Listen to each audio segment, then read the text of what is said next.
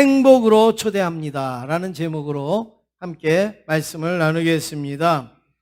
오늘 이 시간이 되기까지 간절히 기도하시면서 마음을 졸이신 또 가족과 또 이웃과 또 여러분들을 초청하신 분들이 계셨습니다.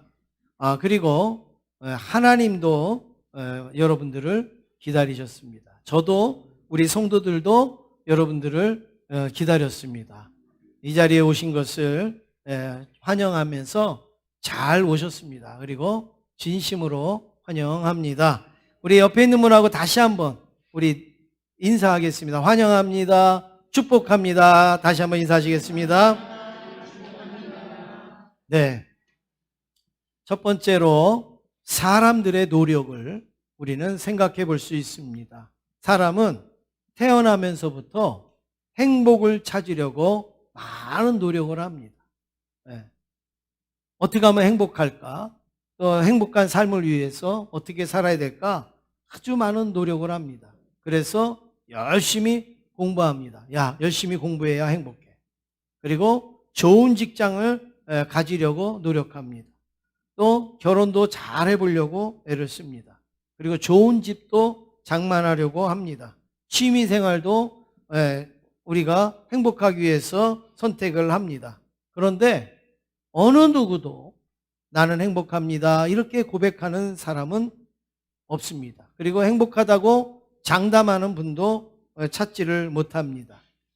분명히 지나온 과거보다는 훨씬 더 우리가 좋아졌고 나아졌고 여러 모양으로 우리는 좋아졌는데 우리는 행복지수는 점점 떨어지고 있는 거죠.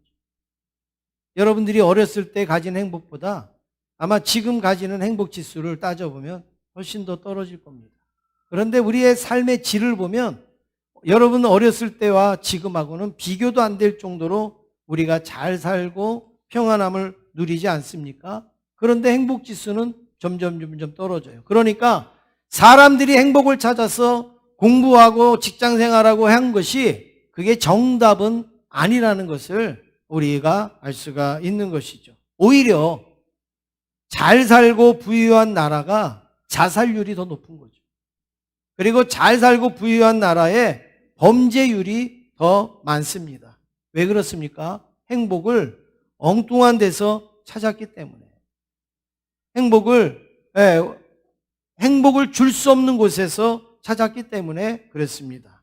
사람들이 행복을 꿈꾸기 때문에 행복에 관한 책들도 굉장히 많습니다. 서점에 가면 행복에 관련된 책이 얼마나 많이 있는지 몰라요. 그런데 고전을 보면 행복에 대한 고전을 대표적으로 몇 가지를 보면 카네기라는 분이 행복론이라는 이런 책을 썼습니다. 카네기 행복론이라는 책을 썼고 또 달라이 라마의 행복론도 우리가 볼 수가 있습니다. 특히 버틀란트 러셀이 쓴 행복의 정복이라는 책에 보면 이 행복이 무엇인지 행복이 어떻게 얻는 것인지를 우리에게 잘 알려주는 그런 아주 고전적인 그런 책인데 이 책을 읽으면 행복할 것 같은데 여러분 이 책의 내용이 어떤 내용인가? 제가 요약해서 여러분들에게 몇 가지만 말씀드리면 이런 내용입니다. 이 러셀의 행복의 정론을 한 가지로 예를 들면 행복해지기 위해서는 뭐 해야 되느냐? 마음을 편안히 가져라. 여행을 다녀라. 음식을 조절해라. 인간관계를 잘 가져라. 욕심을 부리지 말라. 여러분, 이거 우리가 다 아는 얘기잖아요. 이거 뭐 우리가 모르는 얘기가 없어요. 욕심 부리지 않는 거. 마음을 편안히 갖는 거. 뭐 여행을 다니는 거. 뭐 이거 누가 못하겠습니까? 그런데 이들은 이게 아주 특별한 것처럼 이야기를 하죠. 아주 일상적인 이야기뿐이지 근본적인 해답을 주지는 못합니다. 그러면 행복의 근본적인 해답은 누가 주는가? 어디에서 주는가? 바로 성경에서 그 해답을 찾을 수가 있습니다. 성경은 세상에서 가장 많이 읽혀진 책, 가장 많이 알려진 책, 가장 많은 사람들에게 전달된 책, 가장 많은 언어로 번역된 책이 성경이에요. 뭐 그 외에도 성경에 대해서 제가 오늘 말씀드리려면 한도 끝도 없이 말씀드릴 수 있지만 오늘 그거를 말씀드리는 게 아니라 어쨌든 이 성경은 모든 사람들이 신뢰할 만한 책이고 말씀이라는 것을 알 수 있는데 성경책에는 행복에 관하여서 적어도 500번 이상 언급을 하고 있어요. 행복에 관해서 500번 이상. 그래서 오늘 우리는 이 성경을 토대로 어떻게 하면 우리가 행복으로 갈 수가 있을까? 우리가 잠깐 살펴보기를 원합니다. 로마서 3장 23절에 보면 같이 한번 읽어보시겠습니다. 시작. 모든 사람이 죄를 범하였음에 하나님의 영광에 이르지 못하더니. 우리 성경에서는 이 모든 사람의 근본을 죄를 범한 것으로 그렇게 여기고 출발을 합니다. 그래서 하나님의 영광에 이르지 못한다라는 것이죠. 성경에서 말하는 죄는 도덕적인 죄가 아니에요. 윤리적인 죄가 아니에요. 누구를 미워했다. 이것도 죄죠. 누구의 것을 훔쳤다. 이것도 죄죠. 그런데 그것은 도덕적이고 윤리적인 거고 성경에서 말하는 죄는 하나님을 떠난 거, 그리고 하나님의 말씀에 불순종한 거, 그리고 하나님을 믿지 않는 거, 이것을 죄라 말씀을 하고 있는데 그 죄의 결과가 무엇이냐? 사망이라는 겁니다. 그 죄의 결과가 우리의 인생의 고난과 또 아픔과 또 질병과 또 죽음에 이르게 되어진다라고 말하고 있습니다. 그런데 이 문제를 해결할 수 있는 사람이 있는가? 여러분, 이 문제를 해결할 수 있는 사람이 있습니까? 이 세상에 아무도 없습니다. 근데 누구만 해결할 수 있는가? 하나님만 죄의 문제를 해결할 수가 있습니다. 여러분, 흔히 예수 안 믿는 사람들은 하나님만 그 문제를 해결한다 그러면 너무 독선적입니다. 아니, 어떻게 하나님만 그렇게 말할 수가 있습니까? 제가 간단하게 여러분들에게 그것을 해결해 드리겠습니다. 여러분들을 낳으신 어머니는 한 분입니까? 여러분이십니까? 한 분이에요. 그러면 우리 엄마만 나의 엄마야 이렇게 말하는 게 독선적이에요? 우리 엄마만 나의 엄마야 여러분 이렇게 말하는 게 그게 오만입니까? 아니잖아요. 그건 당연한 거고 그거는 진리예요. 지나가는 모든 사람들한테도 엄마 그러면 여러분 그게 모자란 거죠. 나를 낳아주신 분은 한 분밖에 없는 거예요. 한 분. 그 한 분밖에 없는 분을 나의 엄마라고 얘기하는 게 뭐가 잘못된 겁니까? 내 인생의 문제를 해결해 주시는 분도 하나님뿐이 없다라는 거. 여러분 이건 너무나도 당연한 진리라는 것을 기억하실 수 있기를 원합니다. 그래서 요한복음 3장 16절에 보시면 같이 한번 읽겠습니다. 시작. 하나님이 세상을 이처럼 사랑하사 독생자를 주셨으니 이는 그를 믿는 자마다 멸망하지 않고 영생을 얻게 하려 하심이라. 아멘. 하나님이 이 세상을 어떻게 하셨다고요? 사랑하셨다. 이 세상을 너무너무 사랑했어요. 그래서 죄로 인하여 사망에 이르게 되어지는 이 세상에 하나밖에 없는 독생자를 우리에게 주셨다. 그 독생자가 누구예요? 예수님. 그 예수님을 우리에게 주셔서 여러분도 아는 것처럼 예수님이 십자가에 이제 죽으시지 않습니까? 여러분 예수님이 십자가에 죽으실 때 그 당시에 재판을 담당했던 빌라도 총독이 예수님에 대해서 나는 아무런 죄도 찾지 못했다 그랬어요. 그러니까 도덕적인 죄, 윤리적인 죄, 이 세상에서 갖는 그 죄는 아무것도 찾지 못했다 그랬어요. 그럼에도 불구하고 사람들은 예수님을 십자가에 못 박아 죽이지 않습니까? 그런데 예수님의 그 십자가 보혈로 우리의 모든 죄를 씻어주시고 우리가 깨끗함을 얻게 되어졌다라는 말씀입니다. 그래서 이걸 믿으면 이 믿는 자에게 하나님은 구원을 주신다라고 말씀을 하고 있는 것이죠. 십자가의 예수님이 우리의 죄를 다 덮으신 겁니다. 십자가의 예수님이 우리의 죄를 다 해결하여 주신 겁니다. 이 세상에 어떤 누가 우리의 죄를 다 덮을 수가 있습니까? 우리의 죄를 다 없앨 수가 있겠습니까? 어떤 사람이 감옥에서 자기가 이제 사형을 받아야 되는 사람이에요. 무슨 내용인지는 몰라도 사형을 받아야 되는 사람이에요. 근데 옆에도 사형을 받아야 되는 사람이 있어요. 그런데 어느 날 이 사람이 이 옆에 있는 사람한테 얘기하는 거예요. 내가 너 대신 내가 죽을게. 내가 너 대신 내가 죽을게. 대신 죽을게. 여러분 그렇게 할 수 있습니까? 없습니까? 있어요? 없어요? 없어요. 만약에 이제 뭐라 할까요? 교도관에게 내가 이 사람 대신해서 내가 사형당하겠습니다. 내가 죽겠습니다. 그러면 교도관은 생각하지도 않고 1초도 생각 안 하고 뭐라고 말할까요? 예? 안 돼. 예. 뭐라고 안 된다고 그럴까요? 너도 죽어 이제 좀 있으면. 아니 자기가 사형수인데 뭘 누구 옆에 있는 사형수를 대신해서 누가 그걸 죽을 수가 있어요. 여러분 우리 인간이 마찬가지입니다. 우리 모두가 다 우리는 죽는 사람이에요. 그러니까 다른 사람의 죄를 덮거나 해결해 줄 수 있는 존재가 안 돼요. 그런데 만약에 죄도 없고 사형 선고도 안 받은 어떤 사람이 그럴 일도 없겠지만 내가 이 사람을 대신해서 내가 죽겠습니다 그러면 고민해 볼 필요가 있겠죠. 네. 한마디로 거절은 못 하겠죠. 아니 진짜 죽으려고 그래? 진짜 뭘 잘못했는데 죽으려고 그래? 이렇게 얘기할 거 아니겠습니까? 우리 인간의 죄의 문제도 마찬가지입니다. 우리의 인간끼리는 해결할 수가 없어요. 그런데 죄가 없으신 하나님의 아들 예수님이 우리를 대신해서 십자가에 죽으셨기 때문에 우리의 문제는 해결될 수가 있는 것이죠. 그래서 우리 교회에서 전도할 때에 여러분 길거리에서도 아니면 여러 상황에서도 전도하시는 분 많이 만났는데 전도하는 분이 뭐 복잡한 얘기하든가요? 어려운 얘기하든가요? 뭐라고 얘기합니까? 예수 믿고 구원받으세요. 이 얘기하잖아요. 예수 믿고 구원받으세요. 예수 믿고 천국 가세요. 이렇게 말씀하지 않습니까?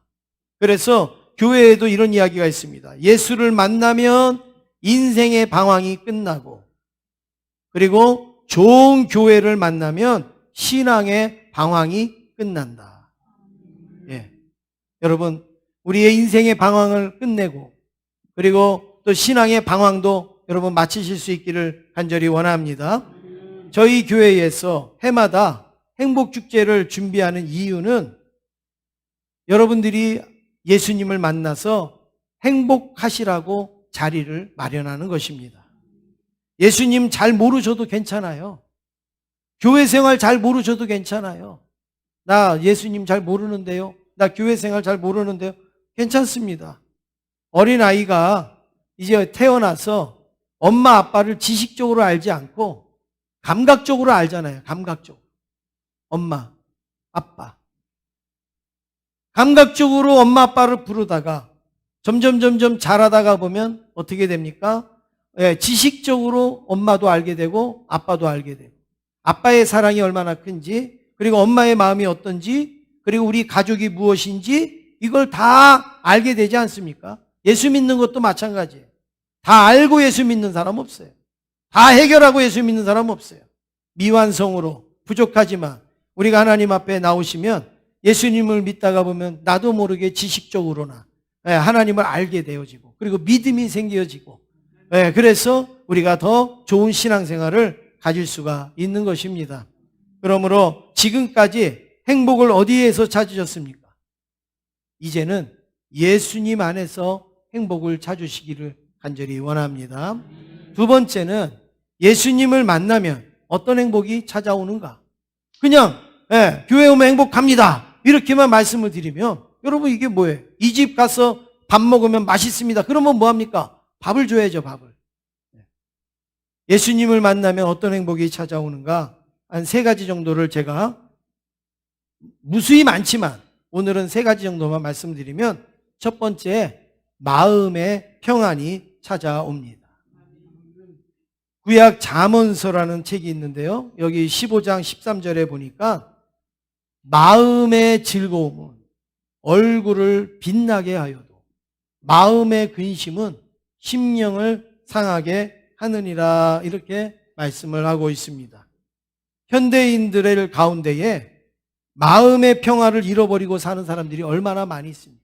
돈은 많은데 좋은 집에는 살고 있는데, 좋은 직장에는 다니는데 마음에는 평안이 없어요.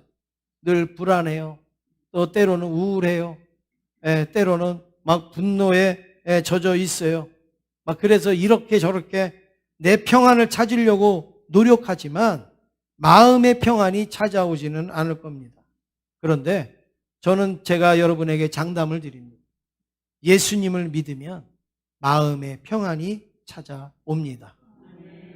왜냐하면 요한복음 14장 27절에 예수님이 불안해하는 제자들을 찾아오셔서 이렇게 말씀했습니다. 평안을 너희에게 끼치노니 곧 나의 평안을 너희에게 주노라. 내가 너희에게 주는 것은 세상이 주는 것과 같지 아니하니라. 그러므로 너희는 마음에 근심하지도 말고 두려워하지도 말라. 할렐루야. 여러분, 우리 예수님이 우리에게 주시는 평안은 세상이 주는 것과 다르대요. 세상에서는 평안해, 걱정하지 마, 근심하지 마. 그냥 말뿐이에요. 그렇지만 주님이 주시는 평안은 진짜 근심하지 않게 되어지고 진짜 평안을 누리게 되어지는 그런 평안을 예수님은 주신다는 말입니다. 예수 믿으면 걱정도 있어요. 예수 믿어도 근심도 있어요. 예수 믿어도 아픔도 있고 어려움도 있어요. 그런데 세상이 주지 못하는 그 평안함이 우리에게 가득 채워진다는 말씀입니다. 마태복음 11장 28절에도 예수님이 그렇게 말씀합니다. 여러분들도 많이 보셨을 거예요. 이 말씀을. 수고하고 무거운 짐진 자들아 다 내게로 오라. 내가 너희를 쉬게 하리라. 여러분, 어떤 수고로움을 갖고 계십니까? 어떤 무거운 짐을 지고 계십니까? 주님께 가지고 나가면 주님께서 여러분들을 쉬게 하시고 평안히 거하게 하실 줄로 믿습니다. 6.25 때 이제 그 미군 트럭 이 운전병이 그 이제 비포장, 예전에는 뭐 다 비포장이죠. 비포장 도로에 그 산을 넘어가는데 어떤 아주머니가 이만한 보따리를 머리에 이고 그 산을 힘들게 올라가는 걸 보고 안타깝게 여겨서 이 운전병이 타시라고, 이 트럭에 타시라고. 너무 힘드니까 빨리 타세요, 타세요 이래갖고 이제 이분이 탔어요. 그리고서 이제 그 비포장도를 덜덜덜덜 거리면서 막 가는데 이상한 소리가 들리는 거예요. 아이고, 아이고. 막 이런 소리가 들리는 거예요. 그래서 이상해서 차를 세우고 이 운전병이 가서 들여다 보니까 이 짐을 진 이 아주머니가 짐을 내려놓지 않고 머리에 이고 그리고 가다가 차가 덜렁거리면 이리 넘어지면서 아이고 또 이리 넘어지면서 아이고 그러는 거예요. 여러분 너무 웃기잖아요. 그래서 아니 이 짐을 내려놓지 이걸 왜 머리에 이고 왜 그렇게 힘들게 가냐고 그랬더니 이 아주머니가 하는 말이 나 태워준 것도 고마운데 이거 짐까지 내려놓으면 이게 너무 미안해서 어떻게 가냐고. 그래서 짐은 내가 머리에 이고 있었다고. 여러분, 주님께서 내게로 오라. 무거운 짐을 내려놔라. 그거는 너만 타고 짐은 머리에다 이고 있어라. 그런 내용이 아니에요. 우리가 예수님을 믿으면 우리가 지고 있는 모든 무거운 짐도 다 주님께 맡길 수가 있는 거고 주님께 내려놓을 수가 있는 거고 그러므로 우리는 평안히 우리는 인생을 걸어갈 수가 있다라는 말씀입니다. 예수님을 믿지 못하는 사람에게 예수 믿으세요 말씀해 보세요. 뭐라 그러냐? 해야 될 일이 너무 많대요. 그리고 내가 지금 져야 될 짐이 너무 많대요. 내가 감당할 게 너무 많대요. 이거 다 해결되면 그때 예수 믿겠대요. 여러분, 그게 맞는 말인가? 결코 그렇지 않습니다. 우리는 예수님에게 올라타고 그리고 예수님 말씀처럼 내 짐을 내려놔야 그 문제가 해결될 수가 있는 거예요. 먼저 예수 믿으신 분들, 여러분들을 인도하신 분들의 얼굴을 한번 보십시오. 얼굴이 얼마나 평안하신가. 얼굴이 얼마나 여유가 있으신가? 얼마나 은혜가 넘치시는가? 우리 옆에 있는 분 한번 쳐다보시면서 인사하시겠습니다. 어쩐지 다르더라. 인사하시겠습니다.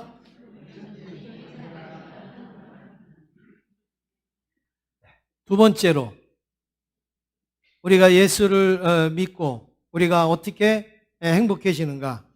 삶의 유익도 찾아옵니다. 그냥 교회만 와서 박수만 치고 교회만 와서 기도만 하는 게 아니에요. 예수를 믿으면 우리의 삶에 가정이나 직장이나 내 건강이나 이런 삶에도 큰 유익이 찾아옵니다. 요한 3서 1장 2절에 보면 우리 한번 같이 읽겠습니다. 시작. 사랑하는 자여 내 영혼이 잘된 같이 내가 범사에 잘되고 강건하기를 내가 간구하노라. 아멘. 오늘 여기 보니까 영혼이 잘됐대요. 그렇죠. 우리는 죄의 문제를 해결하지 못했는데 예수님을 믿음으로 죄의 문제가 해결됐으니까 영혼이 잘된 거예요. 그런데 영혼만 잘된 게 아니라 영혼이 잘된 것처럼 모두 잘 돼요? 범사에 잘 되고, 범사에 우리 생활에 전반적으로 유익이 온다는 거예요. 물론 내가 예수 믿음으로 나는 장수한다, 내가 예수 믿음으로 난 돈 많이 번다, 내가 예수 믿음으로 출세한다, 여러분 이거는 기복신앙이에요. 기복신앙. 그런데 그게 아니라 내가 예수를 믿고 영혼이 잘 되는 게 목표이지만 예수를 잘 믿음으로 인하여서 따라오는 그 부수적인 유익과 은혜가 많이 있다라는 것이죠. 제가 지난번에 우리 총회가 저기 울산에 있어서 그 울산에를 이제 이렇게 가다가 점심시간이 되어져서 그래도 여기가 바닷가니까 그래도 뭐 회 조금이라도 먹고 가야 되겠다 싶어서 이제 아는 데도 없고 그래서 전화번호를 찾아갖고 그 울산 그 바닷가에 있는 횟집에다 전화를 했어요. 그런데 월요일이니까 대부분 이 집들이 주말 장사를 하니까 안 하는 거예요. 안 하는 거예요. 그래서 간신히 알아서 전화를 했더니 점심 되니까 이렇게 된대요. 그래서 우리 6분 가니까 좀 두상을 해주세요. 그래서 했는데 제가 그랬어요. 여러 가지 이렇게 좀 다양하게 좀 해물 좀 나오죠. 이제 제가 전화로 그랬더니 예, 오세요. 막 이러더라고요. 그래서 그러더니 저희는 아주 회를 맛있게, 회를 중심으로 회를 맛있게 드실 수 있도록 그렇게 하신다는 거예요. 그래서 대부분 그렇잖아요. 회는 조금 주고 뭐 이렇게 여러 가지 이런 거는 또 많이 주는 데가 있고 뭐 이런데 이분은 그 회에 승부를 거는 이 식당인가 보다. 그리고서 딱 가서 이제 먹는데 회 말고 아무것도 안 나오는 거예요. 어쩌면 그렇게 신실하게 말씀을 하셨는지 회 접시에 회만 충실하게 딱 나오고 옆에 뭐 김치 뭐 이런 거 몇 개 나오고 아무것도 안 나오는 거예요. 이야, 어떻게 이분 진짜 대단하시다. 여러분 어디 가도 그래도 뭐 오징어라도 뭐 아니면은 뭐 조개라도 뭐 몇 개 주지 않습니까? 근데요, 회만 아주 딱 나오고 나머지는 전혀 시험 들지 않게 안 나오는. 예. 아무리 회를 먹으러 가도 그래도 여기 주변에 것 좀 먹고 싶잖아요. 그런데 그렇게 하셨더라고요. 근데 여러분 제가 왜 이 말씀을 드리냐. 우리가 예수를 믿어서 구원을 받는다. 구원을 받으니까 이 세상에서는 힘들게 살아도, 이 세상에 고통스럽게 살아도, 이 세상에 어렵게 살아도 그거 상관없다. 그런 내용이 아니에요. 예수를 믿어서 우리의 영혼도 잘 되지만 어떻게 해요? 범사에 내가 하는 일도 우리의 삶도 우리의 가정도 하나님께서 두루두루 은혜를 내려주신다라는 거죠. 그래서 영혼이 잘 되면 우리의 주변에 유익이 오는데 특별히 우리 한국이라는 나라가 여러분 요즘도 저는 너무너무 감탄을 해요. 우리 한국이라는 나라가 너무나도 조그만 나라. 정말 어떻게 보면 힘없는 나라. 그런데도 지금 전 세계의 강국으로 여러분 요즘은요 한국 거 하면은 무조건 다 좋아해요. 김치도 좋아하고 음식도 좋아하고 그리고 뭐 패션도 음악도 춤도 뭐 IT도 여러분 한국 거 하면요 너무너무 좋아하는데 제가 몇 년 전에 선교를 갔어요. 선교를 갔더니 그 말레이시아에 선교를 갔는데 거기 어느 집에 갔는데 어느 청년, 여자 청년이 이제 나오면서 저한테 뭘 하나 들고 나오면서 이렇게 보여주는 거예요. 핸드폰을 이렇게 보여주는 거예요. 삼성 이러면서 보여주는 거예요. 나 삼성 핸드폰 갖고 있다. 네. 여기 뭐 다 갖고 계시잖아요. 그런데 삼성 이러면서 보여주는데 뭐 우리가 볼 때는 벌써 우리는 쓰지도 않는 그 옛날 거를 그거 보여주면서 삼성 이러더라고요. 또 어디 가다가 보니까는 LG 뭐 에어컨 뭐 LG 이러더라고요. 여러분 우리 나라가 여러분 어떻게 이렇게 세계의 강국이 됐습니까? 어느 분야 하나 빼놓지 않고요. 이제는요.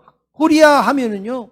대단한 열풍이에요. 자동차, 뭐 선박, 뭐 무기, 뭐 할 거 없이 정말 대단한 이렇게. 근데 여러분 역사적으로 사회학자가 우리나라에서 그런 원인을 찾질 못합니다. 뭐 지도자가 훌륭합니까? 아니면은 뭐 인구가 뭐 많습니까? 자원이 많습니까? 뭐 여러분 우리가 내세울 게 뭐 있어요? 아무것도 없어요. 그런데 지금 우리가 살아가는 건 너무너무 잘 살아가고 있지 않습니까? 근데 그거를 어디서 해결할 수 있는가? 교회 역사에서 찾을 수가 있습니다. 기독교가 한국에 들어온 지 150년 됐어요. 그때는 정말 외국에서 우리 한국은 알지도 못하고 또 알아도 미개한 나라로 알고 있을 때 기독교가 들어왔는데 한국 교회가 막 부흥하고 성장하면서 우리 대한민국이 잘 살게 된 거예요. 대한민국이 힘을 얻게 되어진 거예요. 제가 그 근거를 몇 가지를 말씀드리겠습니다. 일제 식민지 시대에 교회의 지도자들이 순교를 각오하고 나라를 지켰어요. 그래서 해방의 기쁨을 누리지 않습니까? 누가 나가서 총 들고 싸워서 해방됐습니까? 누가 나가고 뭐 해가지고 우리가 나라를 찾았습니까? 아니잖아요. 생각지도 못했던 그 일들로 인하여서 해방을 누리는데 그 과정 속에 수많은 기독교 지도자들이 감옥에서 순교를 당하고 그렇게 한 것이죠. 그 다음에 6.25 전쟁 때 여러분 낙동강 방어선 전투에서 이제 낙동강만 뚫리면 이제 우리나라는 다 끝나는 거예요. 그때 한국교회가 목숨을 걸고 기도했습니다. 목숨 걸고 기도할 때 인천 상륙작전이라는 엄청난 이 작전이 펼쳐지게 되어져서 회복이 될 수가 있었던 거예요. 보릿고개로 온 국민이 배고플 때에 한국교회는 굶주린 백성과 함께 음식을 나누면서 그 같이 위로하고 힘을 얻었던 거죠. 이 자리에서 여러분 교회 빵 안 드셔보신 분 계십니까? 교회의 사탕을 안 받아보신 분 계세요? 교회에서 준 양말 하나 안 신어본 분 계십니까? 한국교회가 어려울 때에 정말 우리 그 백성들과 함께 밥을 나누고 빵을 나누고 그러면서 우리 한국을 일으켰던 것이죠. 1997년 IMF 위기가 닥쳐왔을 때 한국교회가 자발적으로 나서서 이제 금 모으기 하면서 이 IMF를 가장 빠른 시기에 극복한 나라가 되었던 것입니다. 그뿐만이 아니라 88 올림픽이나 2002년 월드컵이 있을 때 한국이 가장 성장하고 가장 잘 살게 되는 급속도로 성장하는 나라가 됐습니다. 여러분 이때가 언제인 줄 아십니까? 한국교회가 가장 부흥하고 가장 성장할 때입니다. 그러니까 한국교회가 성장할 때 대한민국도 성장했던 것이에요. 한국교회가 부흥할 때 대한민국도 잘 살게 된 것입니다. 따로 생각할 수가 없는 겁니다. 지금 저희 교회의 이 자리는 우리 교회가 세워지기 전에 아주 여러분들도 아시겠지만 여기가 낙후된 지역이었습니다. 스레트 집들이 막 엉키고 설키고 있었던 그런 지역이었습니다. 그런데 여기에 이 교회를 세움으로 인하여서 이 주변이 얼마나 깔끔해졌습니까? 이 주변이 얼마나 깨끗해졌습니까? 제가 말하는 게 아니라 이 동네 어른들이 지나가면서 저한테 이야기를 해요. 교회가 들어와서 이 동네가 살았다는 거예요. 교회가 들어와서 환하게 밝아졌다는 거예요. 그런데다가 막 철저히 꽃 심지요, 뭐 가꾸지요, 뭐 정말 여러분 그러니까 이 주변이요. 네. 뭐 땅값이 오르면 올랐지 뭐 내려가진 않았어요. 교회가 들어오니까 그냥 우리 주변도 유익하여지고 좋아지지 않습니까? 예수 믿으면 이처럼 범사에 잘 되는 은혜도 우리가 경험하게 된다는 말씀입니다. 세 번째로 죽음의 공포를 이길 수가 있습니다. 전 세계의 사람들이 하루에 120만 명 죽는다고 합니다. 요즘은 코로나 때문에 더 많은 사람들이 죽어가고 있습니다. 그래서 사람들은 날마다 죽음을 향해 달려가고 있는데 여러분 어제보다 오늘 죽음에 한 발짝 더 오신 거예요, 여러분들. 오늘보다 내일은 죽음에 한 발짝 더 가까이 가시는 것을 우리가 기억해야 됩니다. 그래서 사람은 죽음의 공포에 쌓여 있습니다. 나 죽으면 어떡해? 나 죽으면 안 되는데. 나 죽으면 어떡해? 당연히 죽는 거지만 죽음의 공포에 늘 지내고 있습니다. 그래서 어떻습니까? 이게 하나의 그냥 재밌는 이야기로 그냥 여러분이 들으시면 어떤 사람이 너무너무 힘들어서 한강철교 위에 올라가서 이제 목숨을 끊으려고 막 올라가다가 쭉 미끄러졌어요. 그때에 이분이 뭐라고 얘기했느냐? 아이고 죽을 뻔했네. 예, 이거는 그게 하나의 우스갯소리지만 여러분 사람은 앉으나 서나 어디를 가든지 죽음의 공포에서 벗어나지 못한다는 거예요. 그런데 요한복음 5장 24절에 보니까 사망에서 생명으로 옮겼다. 후반절에 보면 사망에서 생명, 예수를 믿으면 우리가 사망에서 생명으로 옮겨졌다. 그러므로 우리는 이제 이 땅에서의 죽음이 마지막이 아니고 죽음 후에 생명으로 옮겨졌다. 영생으로 우리에게는 천국이 보장되어져 있는 것이죠. 그래서 이제 우리는 이 땅에서 마감이면 안타깝고 또 억울하지만 우리는 천국으로 가기 때문에 죽음이 그렇게 두렵거나 무섭지는 않게 된다는 말씀입니다. 내가 예수님을 나의 구주 나의 하나님으로 믿는 순간 우리는 영생을 얻었어요. 그리고 천국을 우리는 갈 수 있는 자격을 얻게 된다는 말이죠. 로마 시대 때 아주 박해가 심했잖아요.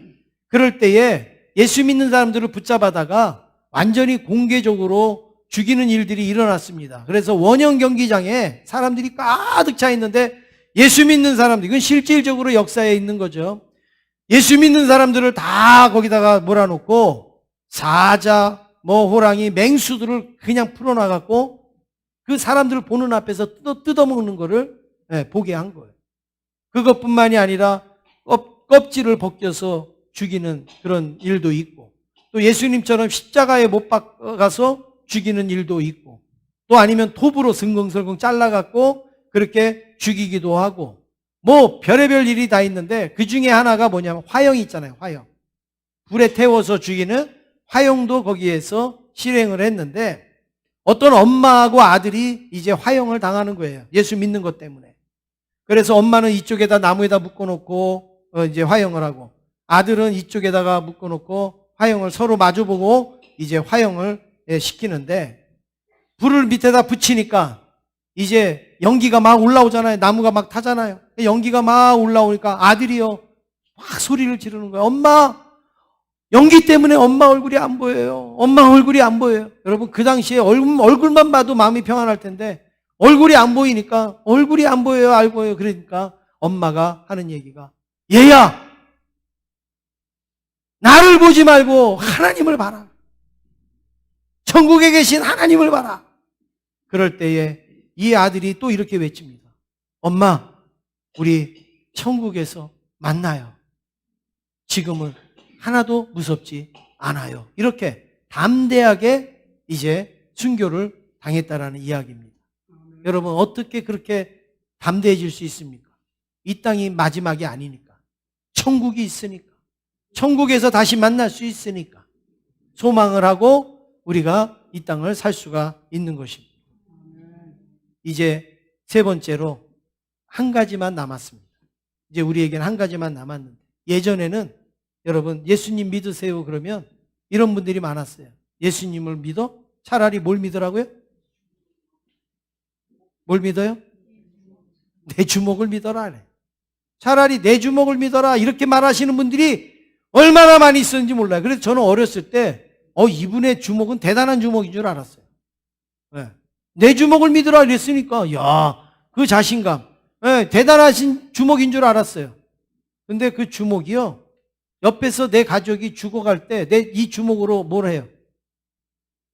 내 자녀가 병들었는데 여러분 이 손으로 여러분 뭘 할 수 있어요? 옆에 홍수가 나서 떠내려가는데 그거 하나 잡지도 못하고, 불이 나가고 다 죽는데도 그거 하나 건져내지도 못하는 이 주먹, 쓰나미가 오고 지진이 오고 사고가 났을 때 이 손으로 우리는 뭘 합니까?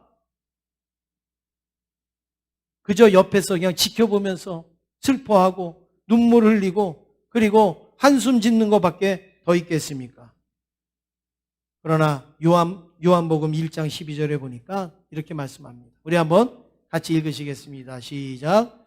영접하는 자, 곧 그 이름을 믿는 자들에게는 하나님의 자녀가 되는 권세를 주셨으니. 할렐루야. 영접한다라는 말은 받아들인다, 믿는다, 이런 뜻이에요. 그래서 예수님을 내가 받아들입니다, 내가 예수님을 믿습니다 하는 순간에 우리는 하나님의 자녀가 된다는 거예요. 그래서 내가 예수님을 나의 구주로 받아들이면 하나님의 자녀가 되는데, 하나님의 자녀는 누가 책임져 주시느냐? 하나님이 책임을 져 주시는 거죠. 그래서 지금이라도 예수님을 믿기로 결심하면 길이요 진리요 생명이신 예수님께서 저와 여러분의 인생을 책임져 주실 줄로 믿습니다. 예수님을 믿는 데는 자격도 필요 없습니다. 나는 예수를 믿을 자격이 없어요. 그렇지 않습니다. 나는 돈도 없어요. 여러분, 필요 없습니다. 나는 많이 배우지도 못했어요. 괜찮습니다. 성경에 뭐라고 그랬습니까? 누구든지 예수 믿어. 누구든지 예수 믿어. 돈 없는 사람도, 또 건강하지 않은 사람도, 배우지 못한 사람도 누구든지 예수 믿으면 멸망하지 않고 영생을 얻는다라고 말씀하고 있습니다. 그러므로 오늘 이 시간에 나오신 것처럼, 지금 이 자리에 교회에 나오신 것처럼 그냥 나오시면 여러분 우리는 믿음의 길로 얼마든지 갈 수 있다라는 말씀입니다. 사랑하는 성도 여러분, 예수님을 영접하는 것은 하나도 어렵지 않습니다. 자격도 필요 없습니다. 어떤 조건도 없습니다. 교회까지 오시기가 어려운 거예요. 교회까지가 오시기가 어려운 거지, 교회 내가 예수 믿는 게 힘들고 어려운 거는 하나도 없습니다.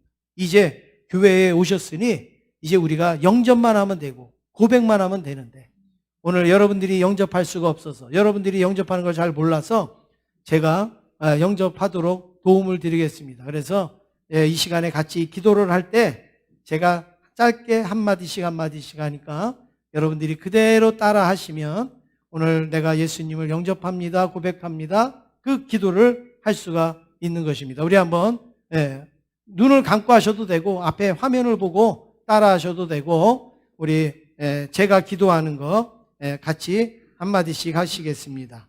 사랑의 하나님,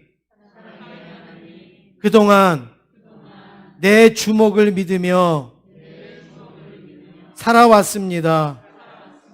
바쁘다는 이유로, 먹고 살아야 한다는 핑계로 교회를 멀리 했습니다. 그러나 이제는 제자교회에 앉아 있습니다. 이제 예수님을 나의 구주, 나의 하나님으로 영접합니다. 이제부터 예수님과 함께 동행하겠습니다. 나를 받아 주시옵소서. 예수님의 이름으로 기도드립니다. 아멘. 잘 하셨습니다. 여러분, 이렇게 우리가 예수님을 나의 구주 하나님으로 영접을 했습니다. 여러분 늘 이제 예수님 때문에 여러분 행복의 길을 걷고 행복의 삶을 누리실 수 있기를 주님의 이름으로 축원합니다.